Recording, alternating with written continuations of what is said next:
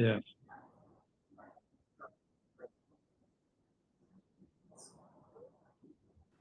Yeah.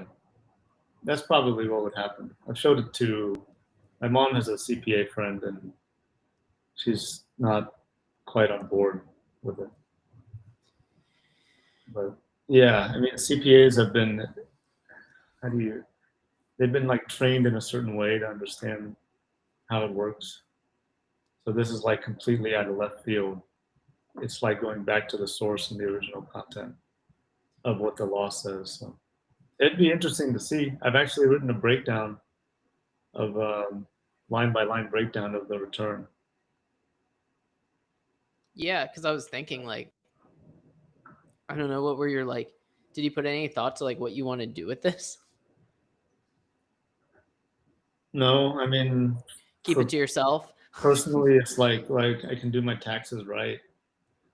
I mean, the concept is like you know how people complain about, or one of the concepts is like how people complain about all the bad stuff that the federal government is doing, or you know their government is doing, and like I was watching this video the other day of this journalist or medical person who was in Palestine taking care of like kids that got shot in the head, and she makes the point that the American Yeah. taxpayers are directly funding this activity, and that's an example. But I mean, you go back and look at there's a lot of stuff that the U.S. government does that maybe is not very good morally, and like whether you believe something is happening or not is not really the point. It's do you want to support that? Like she posed the question is, do you want to support that with your money?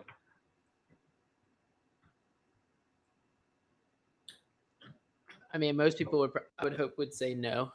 Uh, war is war is never something that I would support. I think Right. most people want peace. Yeah.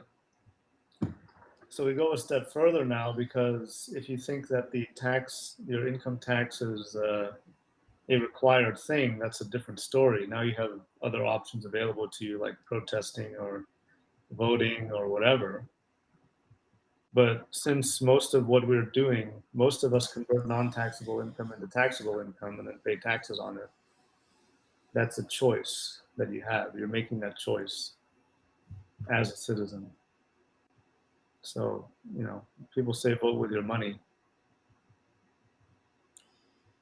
So, like, when you were doing the research in this, like, did you do all this on your own? Did you like consult with someone? Like, how did you, I guess, verify that this strategy is based on the actual rules and not the rules people are following? It's kind of like, I think about it like all these large companies that like know they're doing something wrong, but they're just like, you know what, we're gonna do it until we get caught, and then the fine is never as much as how much money they made by doing the crime. Yeah. There was a case about Vioxx. Have you heard of Vioxx? No. It was a pharmaceutical drug, and I can't remember what company was it. Maybe it was Pfizer. But they put out this drug, and they knew it was causing damage, but they only decided to pull it when the accountants calculated that it would cost them more in lawsuits than it would they would get from profit of the drug. So that was a like deciding factor. It wasn't that oh yeah it's causing harm. The FDA never pulled it. The company decided to pull it once they calculated that yeah we're losing money on this from lawsuits, so it's not worth it to sell it anymore.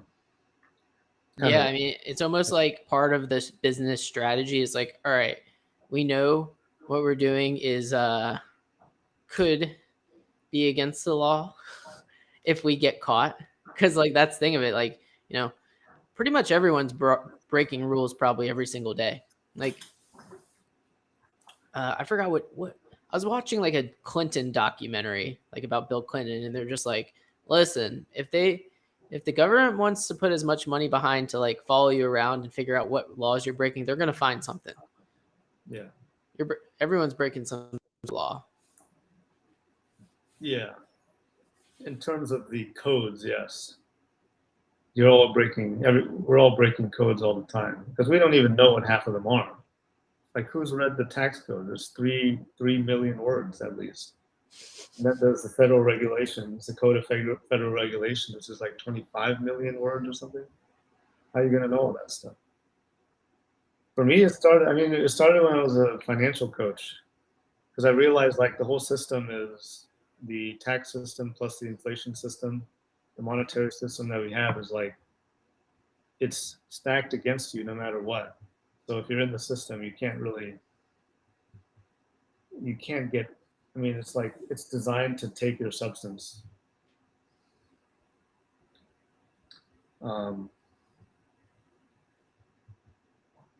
Through a clever maze of deceit and like trickery, right? So the perfect example is like, if you buy a piece of bread now for, I don't know, let's say a loaf of bread is $10, and then you just keep the bread, you don't eat it, you keep it for a year, and now all of a sudden bread costs $20. Okay, inflation, right? So now you decide, okay, I'm going to sell the bread because I don't need it anymore. Just imagine it's like, not, it's bread that doesn't go bad, so it's not moldy. It's just the same bread. Like, it's still valuable to somebody as bread. So you sell it for $20, and now you have what's called a capital gains tax on that bread, right? So your profit is 10. You bought it for 10, you sold it for 20. Now your profit is 10. Okay, what's the capital gains tax? Let's say it's 15%. So now you got your $10 back for the bread, and now you have $8.50 again.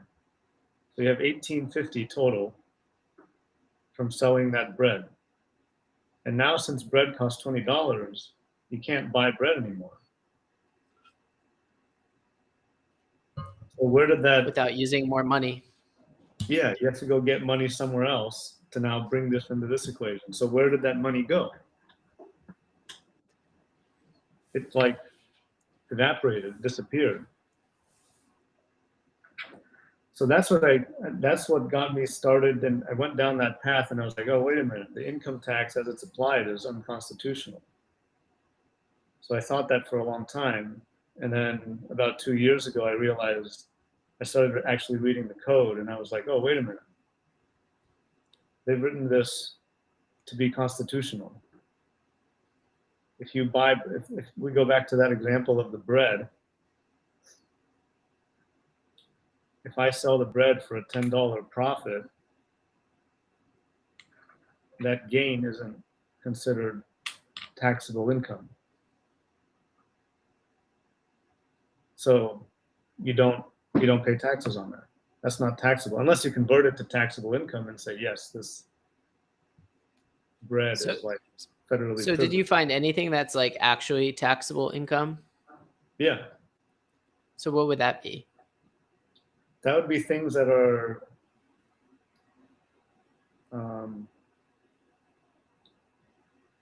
it would be profit, gain, or income from politically privileged activity,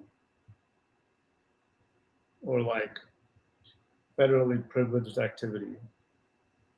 So the best way to think about it is sort of like,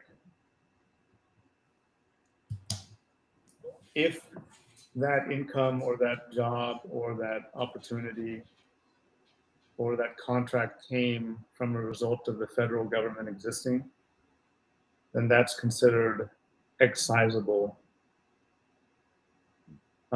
income. So things that are paid from the government. Yeah. So like Social Security.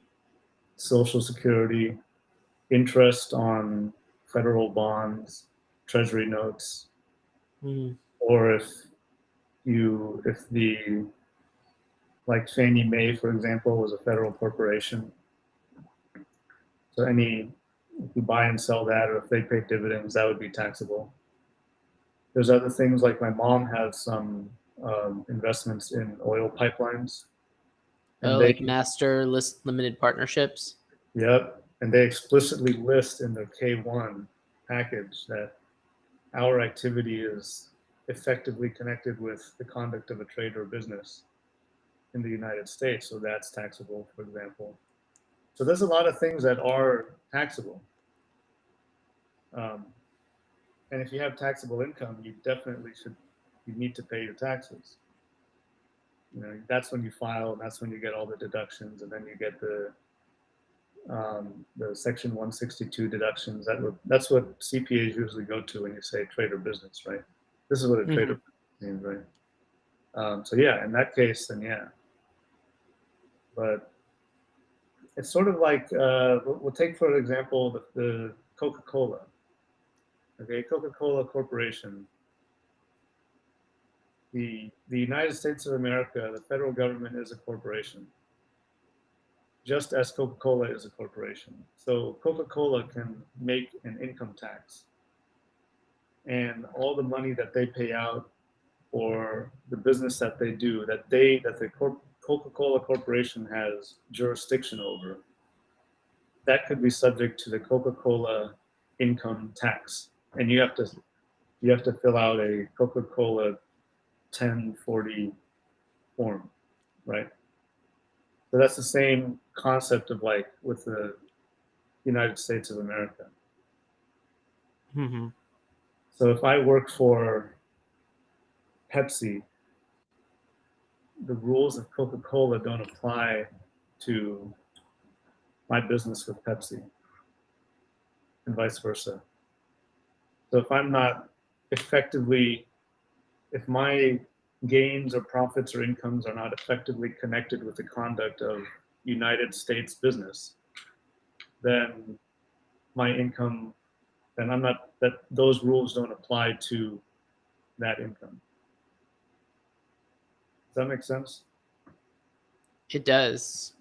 So it's kind of like because a corporation like Coca-Cola, they pay a portion of like the Social Security tax to the government for having that employee, and then the employee pays some of the FICA tax, but then that's separate from federal income tax.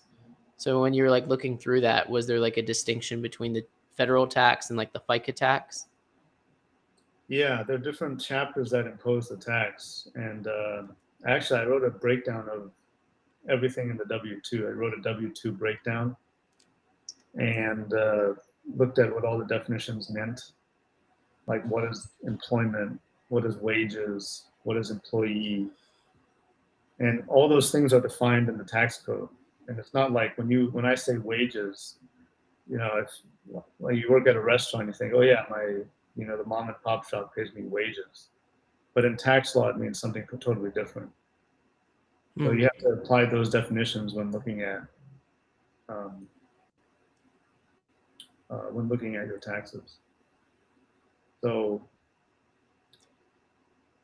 yeah, I mean the scheme is very like advanced in the stage now. So all the even like mom and shop companies, they'll do the taxes the wrong way. They'll report taxes as if they're taxable and whatnot. So um, Well, yeah, it's because the CPAs are trained to do it that way. yeah, And so, like, if you don't have the time to do it, which, I mean, doing your taxes takes time, you have to have the right software, blah, blah, blah. Like, you have to, like, trust someone's going to do it. But if they're trained to do it in a way that works against you, then what choice do you have? yeah. It's cultural now. You know, it's kind of how it is. I think from what the research that I've done, it seems like it got started around the world wars when Mm-hmm. the government patriotically encouraged you to pay taxes to support the war effort. Like, buy war bonds. Yeah, and then they commissioned Disney to make a Donald Duck advertisement, taxes to beat the Axis. right? And they would say like Donald Duck is paying taxes, and then the Nazi warship gets blown up because you paid your taxes. So you're helping the war effort, you're helping the troops over there by paying your taxes. And then a lot of a lot of people died in that war.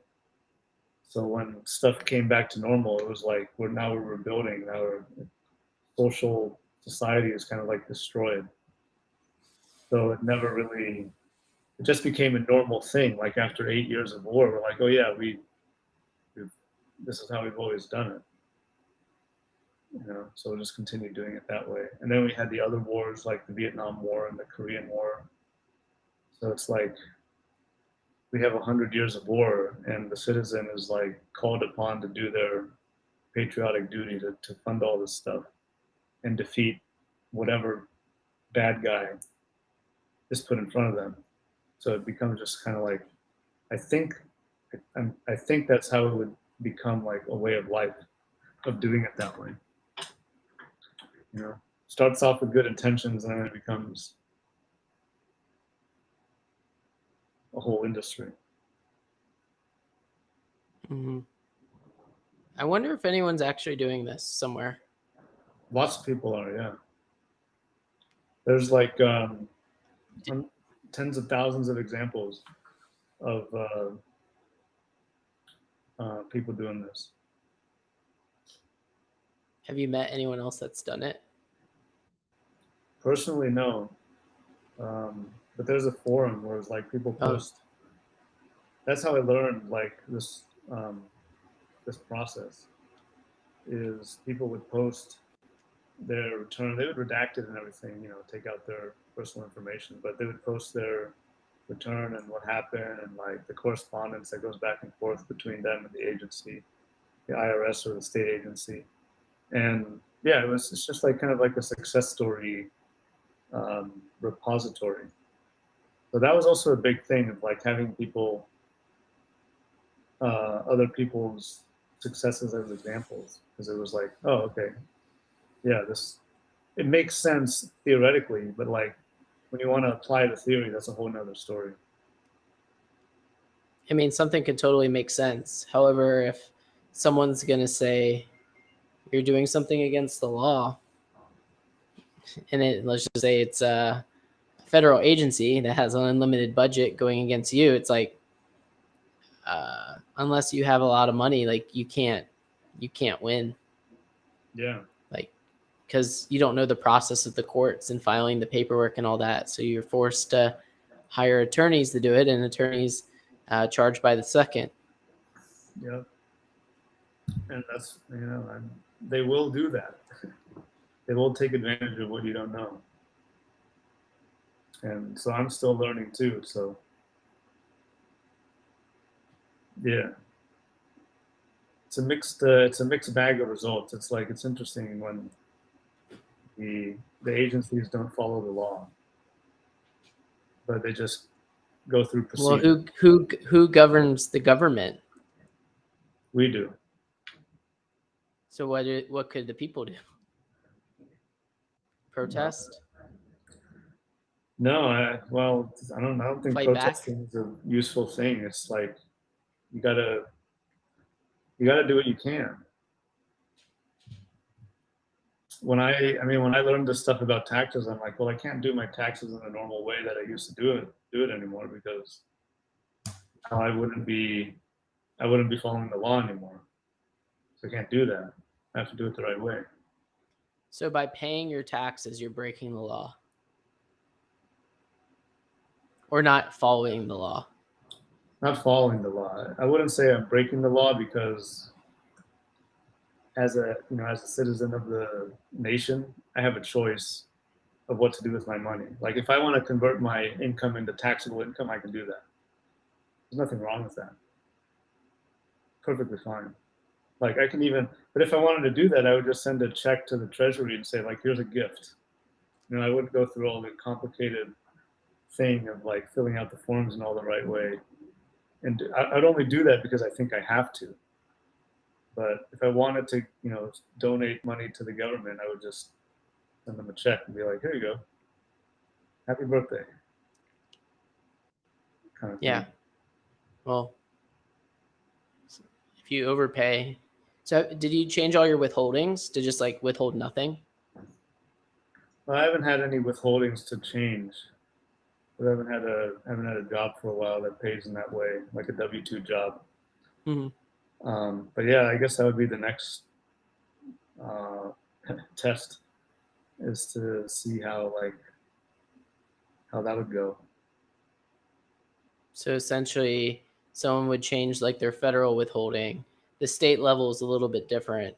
That's different from what I remember from our last conversation. And then basically they would redo their the forms showing their income, which income is taxable and not taxable, and then basically it would zero out.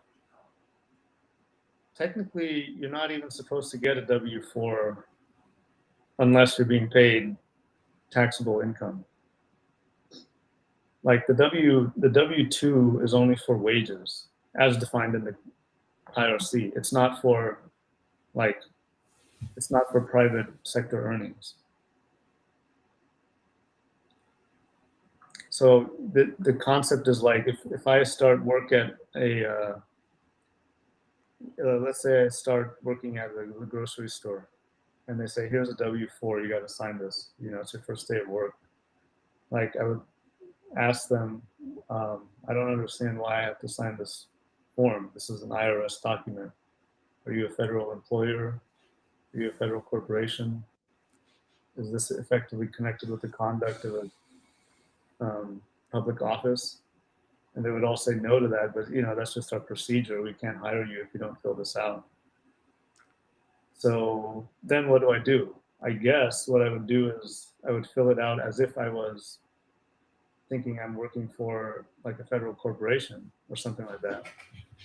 And then give them a letter saying you're not supposed to withhold anything from my earnings, and here's why. Like, explain the law to them, and then see what happens.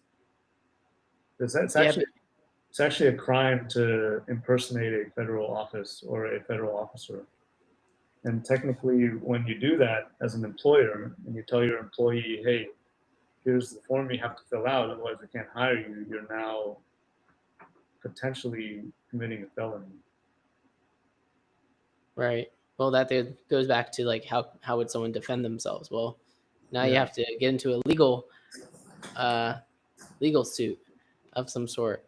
Because like in investment accounts, if you don't have like the proper documentation on file, they'll just withhold like a default percentage yeah, for you in taxable accounts. I think it's like 20%. And then now you have to file the documentation to get that money back. right. Yeah, Everything getting is refunds is very hard from anywhere. everything is assumed to be, the cultural understanding at this point. Everything is You're assumed basically to be property of the federal government. Hmm.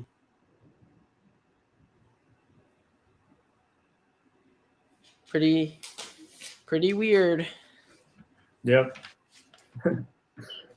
Yeah, I'm working on an article about this type of thing, like how Lincoln freed the slaves, but actually a different type of economic slavery came about.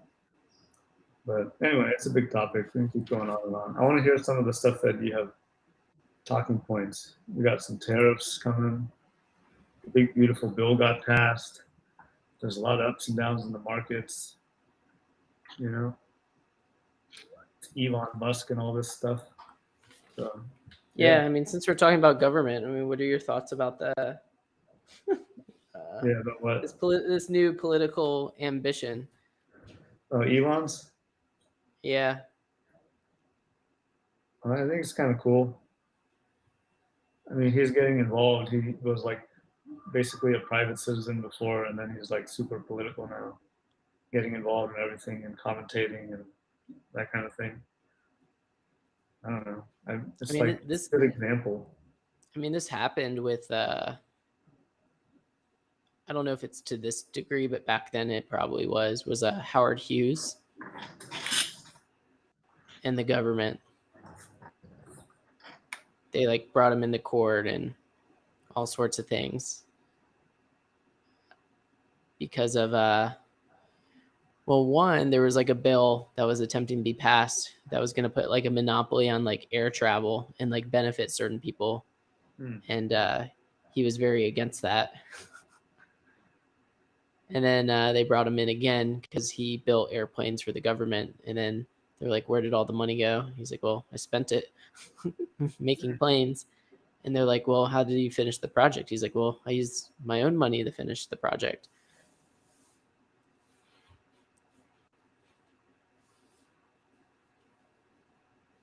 Yeah, he was the first billionaire in America.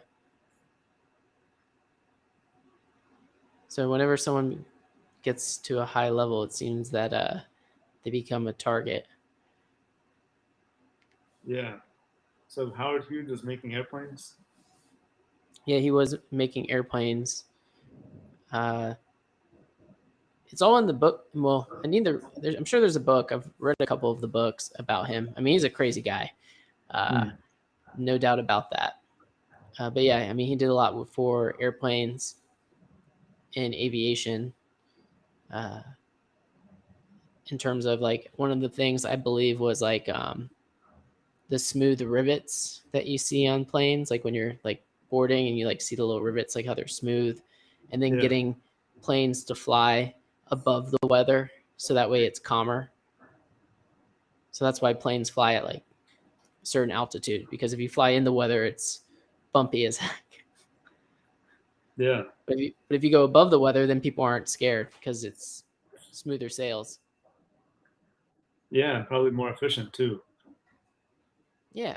So it was in the movie with Leonardo DiCaprio. It was a governor, The Aviator. The Aviator. Okay, I haven't seen that. I want to see Yeah. that. So Was he the Howard. guy who invented the thing at the end of the wings that went up like this?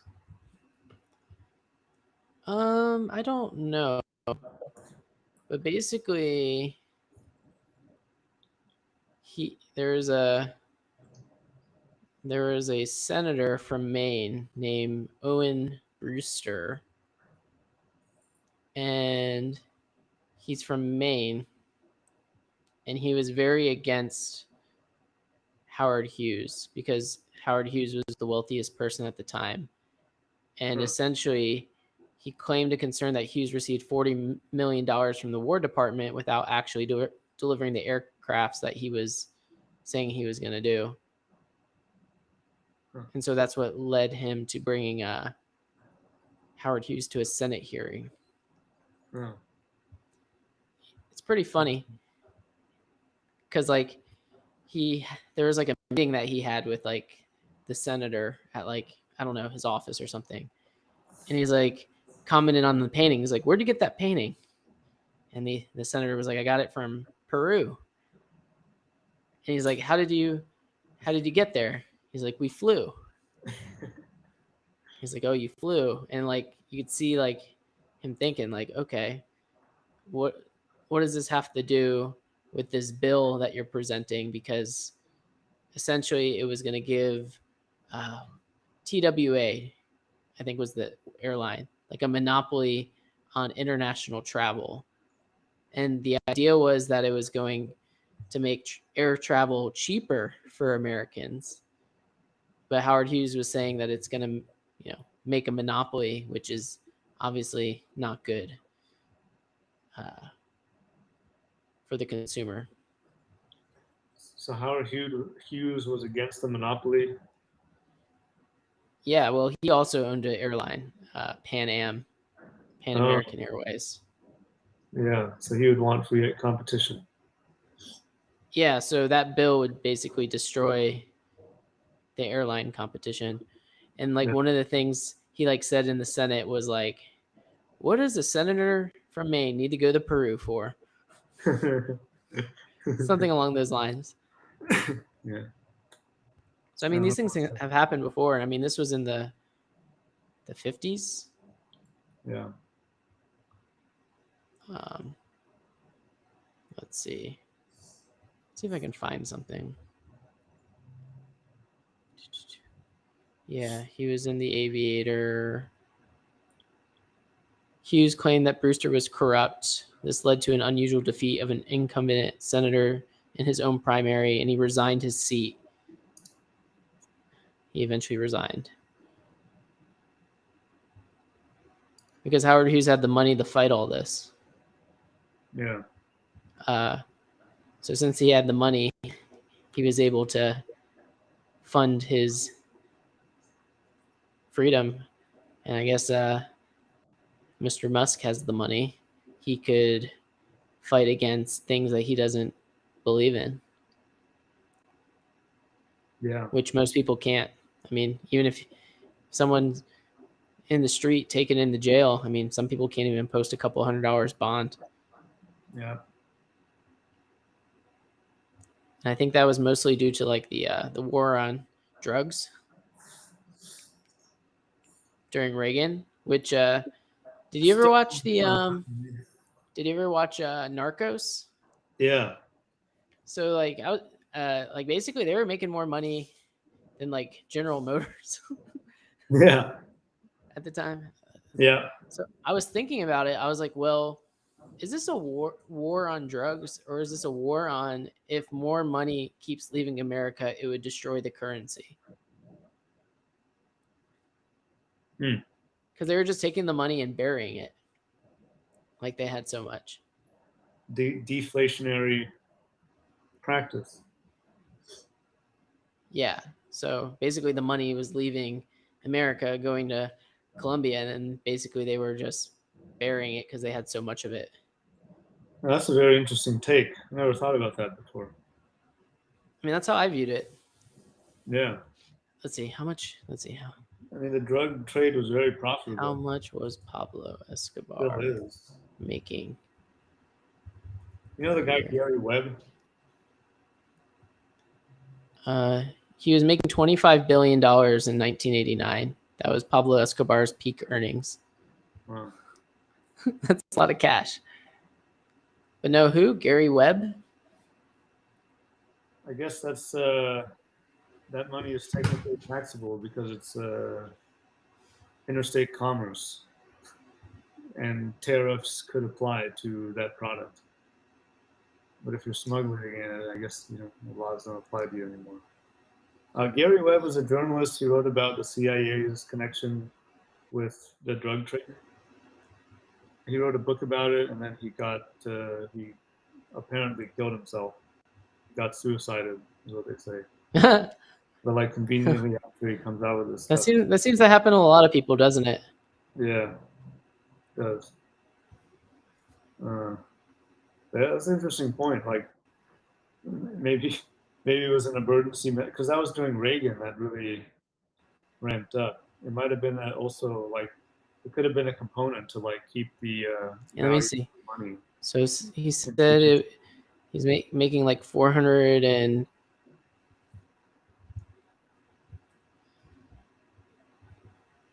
I mean mathematically, I mean I haven't dug deep into the math, but I mean just thinking about it logically, let's just say you're a business, America is a business, and of your currency that's used throughout your business, $420 million of it is leaving every week.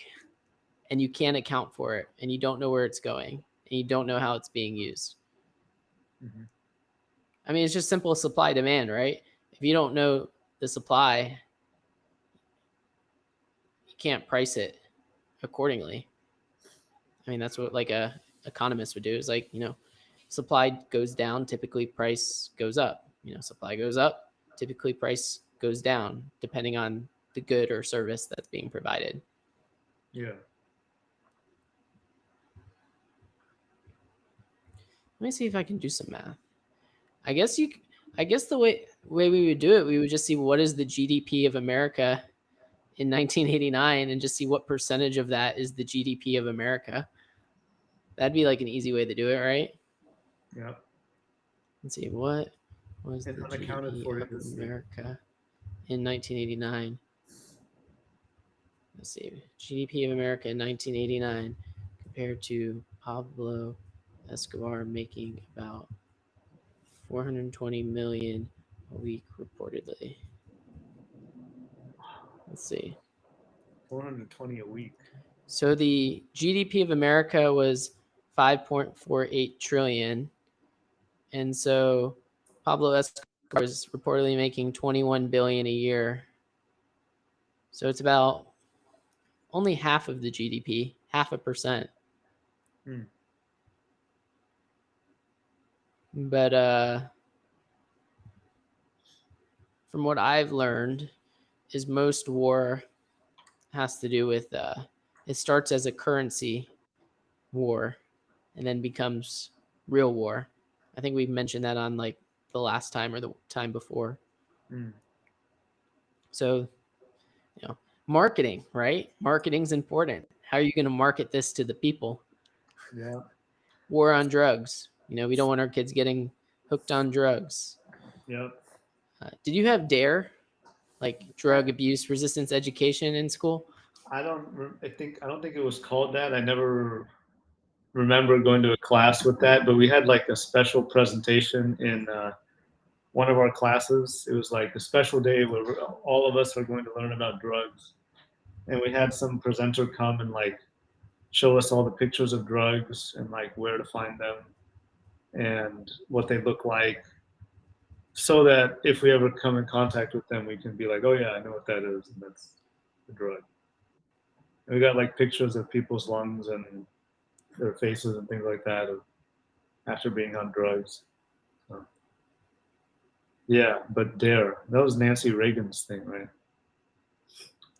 Yeah. So I'm going in here further. Basically, it said this created artificial price inflation in real estate and luxury goods in both Colombia and places like Miami, Mm, leading to asset bubbles and localized economy. And then this would then put exchange rate pressure with large inflows of US dollars in the Colombia strengthened the peso artificially hurting exporters and damaging the legitimate economy. While the US economy saw an outflow of physical cash, mostly $100 bills, but its impact was minimal because of the size of the GDP, but it did complicate monetary tracking. yeah. So basically, that would cause a inflationary risks.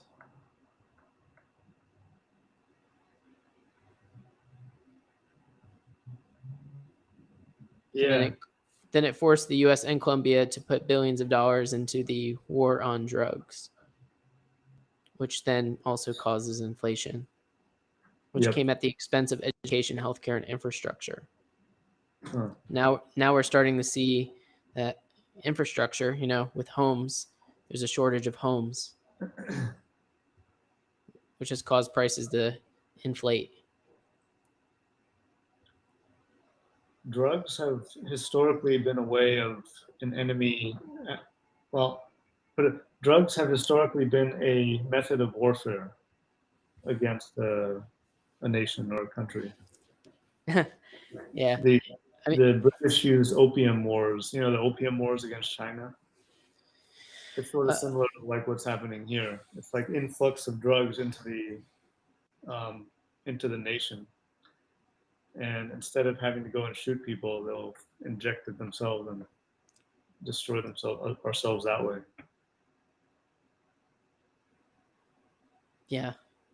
I remember uh, people talk a lot about the Germany Olympics when the famous like video footage of like Adolf Hitler just like rocking because they were all on met or amphetamines. What?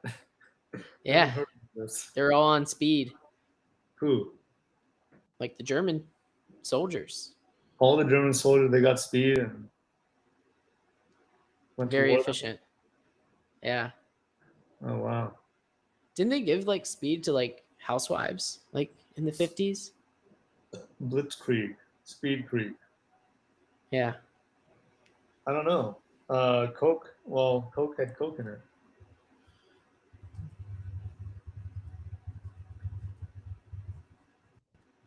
Yeah, it did. The original. I mean That that's was, I mean that's one way to get people to like your product, to make it addictive. Yeah. So Right. Pervitin was the name, was a methamphetamine-based stimulant. It was marketed to the general public in 1938 as a miracle drug for boosting alertness, confidence, and performance. And it was adopted by the Wehrmacht, German armed forces, for its stimulating effects during combat. Wow. Interesting. It would help tank crews, pilots, and troops stay awake for days during extended periods. Yeah. Whoa. That makes sense now that you say it, but like I never would have thought about that before. Yeah. But then it says So troops started experiencing hallucinations, paranoia, and violent crashes yeah, or overdose. if you're gonna go in and invade a place, then it would be useful to be on some kind of amphetamine, right? Because now your mental judgment part of your brain is not operating really properly. So it's easier to go and do extermination. Yeah. Yeah. It's Wow. pretty nuts. There's a Black Mirror episode about that. About Germany or methamphetamines? No, they didn't use that. They use digital technology. It was like goggles, like soldiers would wear these goggles, and the goggles would, um, when they see their supposed enemy, they would look like monsters. So the soldiers thought they were shooting monsters, um, but they were just regular people. Hmm. I mean, there's definitely It's like monsters yeah, walking around that look at normal people. yeah. Well, it was like an AI, like those meta glasses layer that got projected onto the people that they were going after. Yeah, wow, that's crazy. I never thought about that, but I guess that's why we're putting some thought into it. Yeah, we're putting some thought into it. With the new tariffs, basically people are saying it's a tax, which some people say it's an act of war. Yeah. Then the big beautiful bill expected to add $3 trillion to the deficit. Hmm. What But are I your mean, thoughts America's on always this? been in debt. Not always, but for a lot of the time. But what's your thought on tariffs and the bill? I want to hear your perspective. I don't believe I know enough about it to articulate about it. But um, with tariffs, I feel like there's always some sort of loophole that smart companies can figure out. It's going to force people to be more creative. Like, all right, these tariffs, they're not going to work for our business. What could we do Hmm. outside of that? I believe that would be good for creativity, critical thinking, and innovation. I mean, the thing is that I know is in the book, The Accidental Superpower by Peter Zeihan. Basically, the whole idea of the book is like America has everything it needs here. Hmm. Like, we don't need to trade with other places. So, I guess the idea is to keep more things here. At the same time, though, if we're not, it's like playing nice in the sandbox. Like now with my daughter, it's like teaching her how to share. America actually doesn't have to share because we have everything we need. We can grow our own food. We have all of our own systems here. Like we don't need to trade with other countries. At the same time, though, like, is it good for the world that we do share in some sort of capacity for the benefit of not just Americans but everyone? Yeah. So, I mean, looks like August 1st, some more tariffs are coming into play. But if you look at the stock market, we had a pretty big drawdown and then it rallied back up. So, basically, it's up a little bit this year. I think 6% maybe. Um, but a lot of that could be like artificial boosting because of you know, algorithmic trading and things like that. Um, but I mean, it's a good sign when it bounces back, especially pretty quick. Versus like 2022 is like the most recent one. It was just like a slow bleed for a long time. Mm. However, that's where there's like $7 trillion in money markets, which is an all-time high. The market's also at an all-time high. Yeah. So the argument is, well, that money has to go into some sort of investment. It can't just sit in dollars, which is not a good place to be for the long run. Mm-hmm. Who's that guy who buys a bunch of Bitcoin? Is it Michael Saylor or something? MicroStrategy guy. Yeah, I don't know his name, but I'm Yeah, aware. but basically, like, he was saying like the U.S. currency has performed the best out of all currencies, and it's like decreased by like 99% Yeah, over a certain time, and that's been like the best currency. right. So all currency is always depreciating, and that's why you need to put it into some sort of investment that will not depreciate over time. Yeah. So Um, that's supposed to be the money of the nation. right. But I mean, the big beautiful bill, obviously, Elon Musk doesn't like it because it's adding to the deficit. Mm-hmm. I'm not sure. Like, I know a lot of people are angry about certain things. I don't know if anyone really knows the whole truth, and that's the issue. Because if you don't know the whole truth, I mean, you're gonna if people are gonna get upset when they don't understand something. Typically, uh, me, I'm like, well, if I don't know the whole truth, I don't feel like I can really make like a fair judgment on whether it's gonna work or not. So we're just gonna have to focus on the now and do our best to place our money into smart places, and then see how it shakes out in the future, which we don't know what it's gonna look like. We can just focus on what's happening right now. Yeah. There's a lot of money in there in that bill. It's like notes say it's expected to add 3 trillion to the deficit. So that means 3 trillion will be spent on different things. More than what's, I guess, being brought in. The thing is, it's like, I guess what people don't really know is like, how is the debt spread out? Like, what is the timeline of the debt that's being paid? Yeah. Is it over 100 years, 200 years? What's the schedule Uh-huh. And the rate. and the rate? The other So question is how do you pay also, it off? who controls the rate? Yeah. The other thing is like, well, how do you pay it off? Like, you can't pay off the debt by cutting. It's the same as in like personal finance. You can't. There's Well, only you so far create you you can go create with more money. money, and then you can pay off the debt.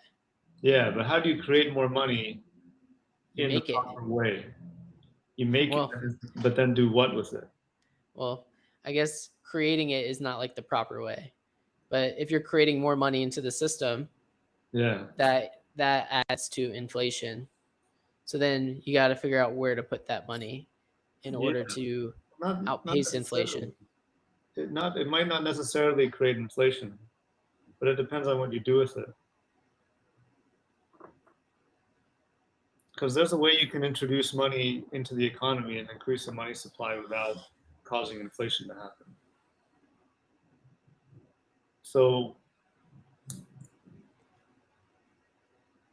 I guess the question is like, I mean, I think most people are sort of stuck on the concept of like we have to balance the budget and have money in equal money out. But in Yeah, those are order, the same people that have no budget. yeah, but in order to start paying this off, you have to create something new, and to do that, you have to spend money to do that. It's like I don't know, reference it to a personal finance thing, right? It's like sometimes if you want to start a business, the reason that you'd start a business is to bring in more income for yourself. In order to start that business, you're going to have to spend money to get that business started. So it's the same thing with on the governmental level.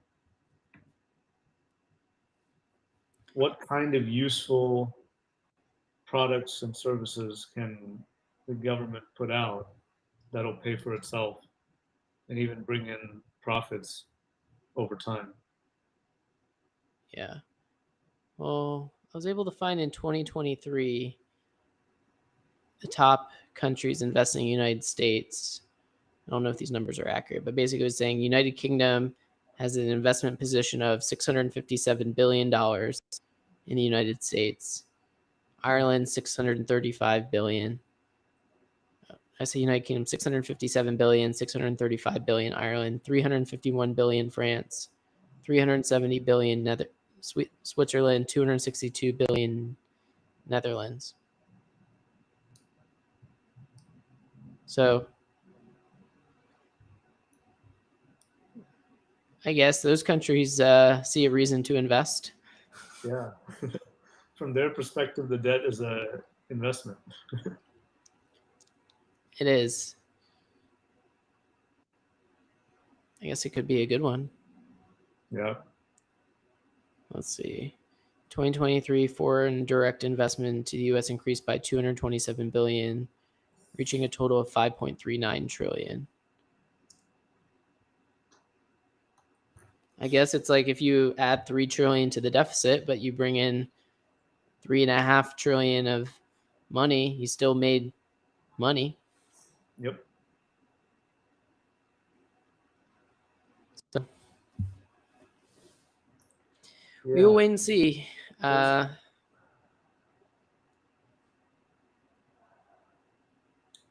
feel like there's a lot of stuff that's going to start happening now, and what I've been looking at, and this is for like even for investments too, is looking at companies that are going to be building, involved in like physical building, production, um,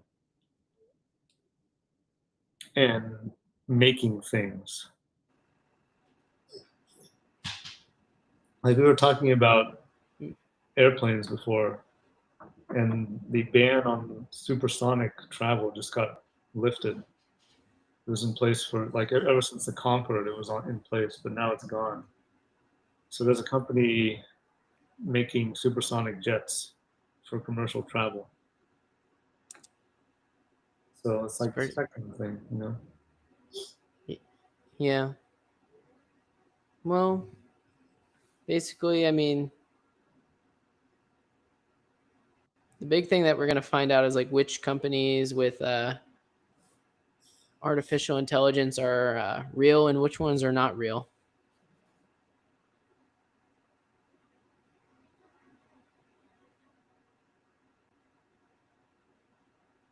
What would make it not real? I mean, a lot of companies can have a good idea, but if they run out of money, then it becomes a bad business, and then that's when like a larger company can pick them up. Kind of like when those banks failed in 2022 and JP Morgan bought at least one of them. Yeah. So Yeah, my those bank sort of things. that bought by Chase. But it would still be real, but they just didn't have enough money to keep it going. Mm-hmm. You mean like not real as in that company that was just outsourcing everything to India? Yeah. Did you see Yeah. that? Yeah, I heard about it. Yeah. Those guys must have been typing really fast. Maybe they had some performing and enhancing substances helping them out, making their fingers go fast. Yeah. Oh, jeez. Well, sweet. I feel like this was a good Captain Hindsight, putting some thought into it. Yeah. All right. Cool. I think I'm gonna go Anything watch The else? Aviator. Well, maybe not right now, but like at some point. The Aviator? Yeah. Oh, I've watched it so many times. Yeah. Cool. I love it. All right. Yeah. Well, are you good? We're good. All right. We'll see everyone next time. All right. See ya. All right. Have a pleasure. Bye bye. Bye.